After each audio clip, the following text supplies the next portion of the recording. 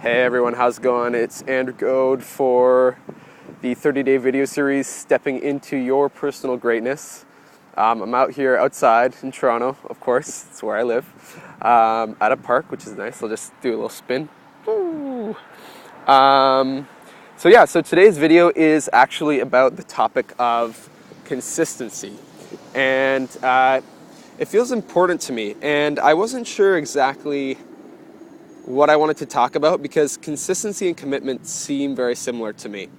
But I actually was curious, so I was like, okay, I'm going to Google the differences between commitment and consistency.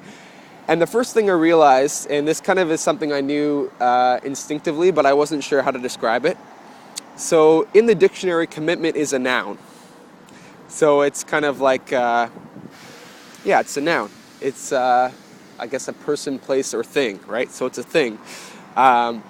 Whereas consistency is an adjective. So it's an action, right? So it's kind of like a state of being, if you will. Consistency is a state of being, whereas commitment is a state. I guess that's the best way to describe it. So I think in order to have commitment, you actually need consistency, because it's likely that you're going to fall off the horse. When you commit to doing something, you might not always, but for myself, I know that I'm really working on upping my game in terms of commitment. And that also means that it's likely that I'm going to make mistakes, I'm going to fall down, get hurt and get back up. But the thing that's going to allow me to have an even higher level of commitment in my life is consistency. Is being consistent, choosing again and again and again to come back to being committed. So I'm going to just read these definitions because I thought they were interesting. So commitment, it's a noun, and one definition of this word is the state or quality of being dedicated to a cause, activity, etc. And the description or the example they used was the company's commitment to quality. Now consistency, it's an adjective. And the definition here was, one of the definitions at least, is consistency. Constantly adhering to the same principles, course, form, etc. So a consistent opponent. And then they gave, they gave an example. So they said, consistent regular input can help you break through stagnant periods and harness the productive ones. So I thought that was kind of cool.